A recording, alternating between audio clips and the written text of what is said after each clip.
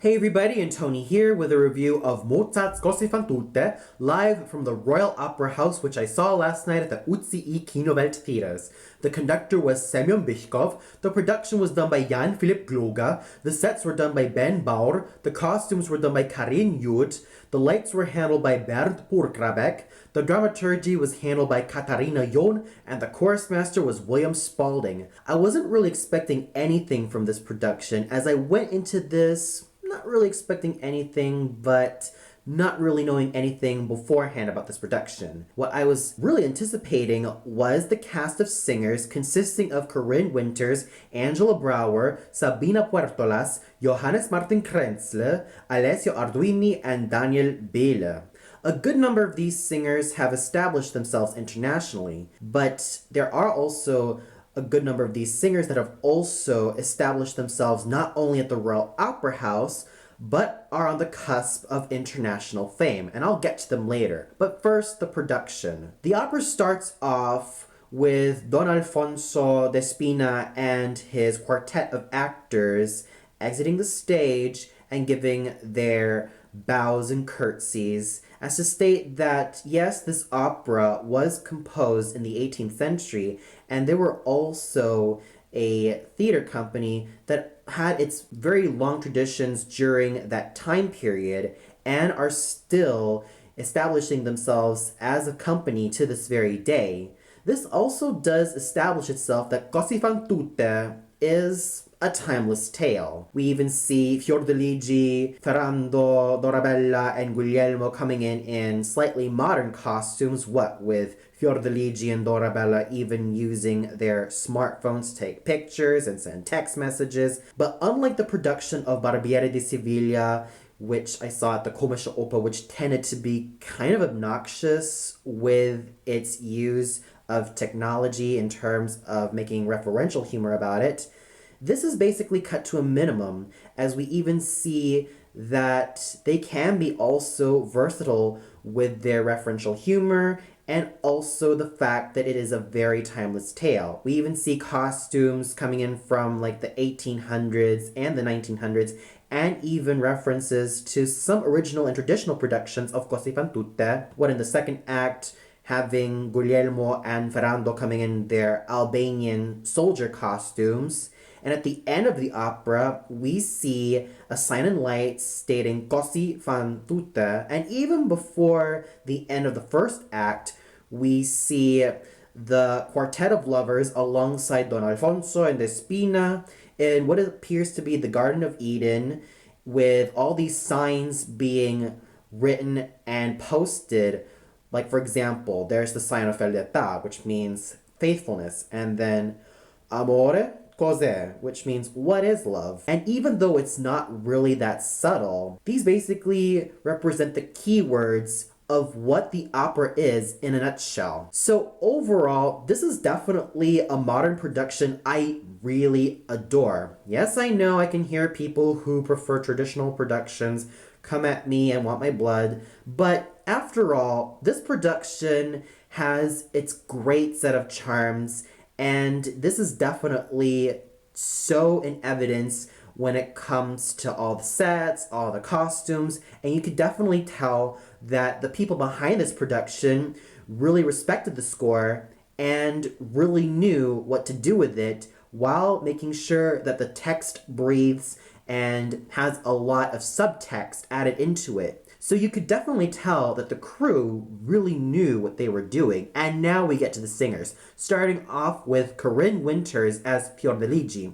I've only heard her by name mostly when I was surfing the internet, but from what I can tell, this young soprano has specialized in a lot of the roles for a full lyric soprano and even singing the dramatic coloratura soprano role of Violetta Valeri. And what a gorgeous voice she has.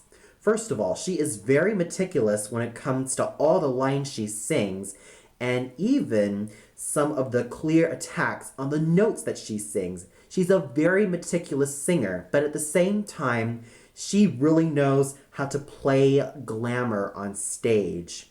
She is a very glamorous figure on the stage, and she really knows how to play it up with mastery, charm, and a sense of girlishness without being too girly. She really does embody her character wonderfully, and her rendition of Per Pietà was absolutely gorgeous.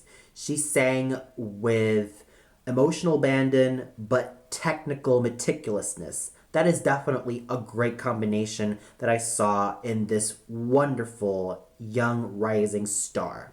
Then we have Angela Brower as Dorabella.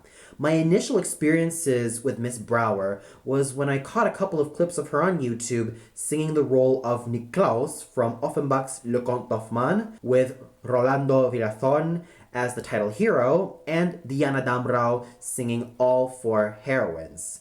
And she did a very great job embodying Niklaus, and I hope to review this production sometime in the future. What I saw through her interpretation of Dorabella was just a lot of charm, spunk, and likability, but more than anything, her vocal assets were at her absolute prime. She really knew how to color that really gorgeous, light lyric mezzo voice with finesse and charm, and she really does seem to have a bright future when it comes to singing a lot of the roles in the bel canto repertoire and even some of the roles in early opera. She has a voice that is pliable, that is supple, and at the same time, just absolutely gorgeous. She embodied her character with such spunk and vivacity, and she sang with agility and with charm that I could not take my eyes off of her. Sabina Puertolas was a very fun and gorgeous Despina. Yes, her voice is creamier than what you'd usually expect for any soprano singing Despina to sound, but what I've also noticed is that she also sang for a good 10 to 15 years, meaning that her voice has been getting creamier and creamier as time went on. Which is no surprise, as Sabina Puertolas specializes in all of these ingenue roles, like Lisa from La Sonambula, and even the likes of what she's going to end up doing with Marie from Donizetti's La Fille de Régiment. She specializes in a great deal of light lyric and lyric coloratura soprano roles, much like how her predecessors, Kathleen Battle, Lotte Schöne, and Fritzi Jokel and Adele Kern have specialized in all of these soubrette-ish, light lyrical, and very delicious roles. But unlike those aforementioned singers, Puertolas' voice is a lot creamier and richer, mostly because she's been singing for a good number of years, and her voice has developed into a creamier instrument.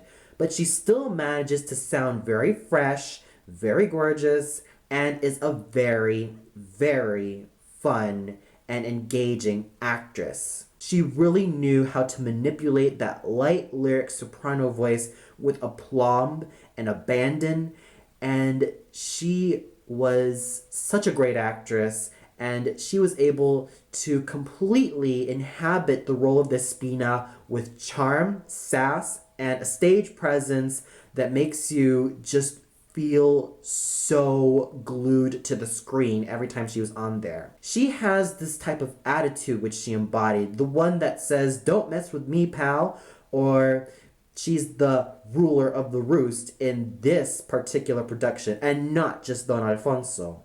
Even though she does play second fiddle to Don Alfonso, she really knows how to complement him in lots of different ways. And that is just how awesome of a singing actress Sabina Puertolas was. Johannes Martin Krentzle was an absolutely grand Don Alfonso.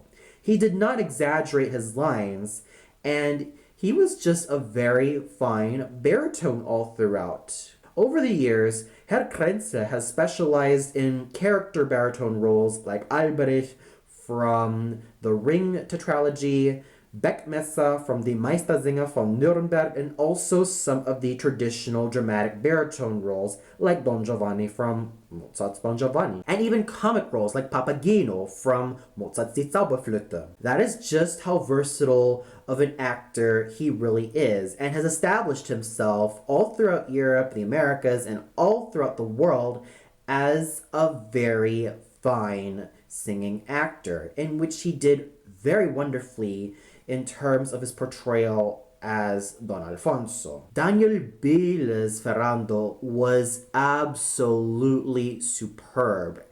And when it comes to his musicianship, it is just so on the platinum level. When he sang Un'aura amorosa, oh my word, was it just so heavenly. His phrasing was excellent. His overall tone was masterful, and when he sang certain phrases, he sang them so lightly that they were so ethereal. He really let everything in, and he was just a pristine musician. That's the word I really want to use for Daniel Biela. He was absolutely pristine in terms of his style, in terms of his manner, in terms of his musicianship. There is just a lot of pristine elements found in his voice and the way that he moves around the stage. And this should come as no surprise, as I've heard a record of Daniel Biela singing Tamino alongside Anna Cristina Coppola as the Queen of the Night and Marlis Peterson as Pamina, and he did an absolutely fabulous job with this said role. But here he was just at his top game, both as a singer and as an actor. But his major assets were his vocal resources, which he used with such aplomb and with such mastery and with such abandon. He just inhabited it with such mastery that I was completely in awe, and I really, really want to see more of this tenor. This is a tenor with such a bright future and has established himself as one of the finest lyric tenors of today. Alessio Arduini as Guglielmo combines boyish charm with a certain masculinity that we really come to love from this character. And he is quite a young singer, only 29 years old, and he just sings with such aplomb and such vivacity and such charm that he was able to complement Daniel Biela's more stylish and more dedicated Ferrando to having someone as slightly rowdy like Guglielmo. He complements with Daniel Biela wonderfully, and he really knew how to be a fine singing actor. I'd also like to add an additional comment between Corinne Winters and Angela Brower of how they sang together. They sounded like seraphims in terms of how they sang their duets. It is just so wonderful hearing these two young singers blend in terms of their musicality and their charm, that it was just top tier singing all around. And that is the key word I want to use for what I felt about the singing. It is so top tier. Everyone was at their A game and everyone collaborated wonderfully. And the conducting done by Semyon Bychkov was absolutely wonderful. I usually think of Maestro Bychkov as more of a Wagner and Strauss conductor, but here he really knew how to handle the text wonderfully, which is no surprise as he has been on a lot of the stages for many years, and his experience shows with flying colors. And the Royal Opera House chorus was absolutely wonderful in terms of everything they have done. So overall, this was definitely a very wonderful transmission from the Royal Opera House. I give a whole lot of kudos to everyone involved in the production, to the singers, to the conductor, and of course, the chorus and orchestra of the Royal Opera House. You all did very wonderfully, and here's to more awesome performances in the near future. Well, that's all for now. Be sure to tune in on Thursday for my review of Miss Saigon live from the Prince Edward Theater. So until then, have a great day, everybody.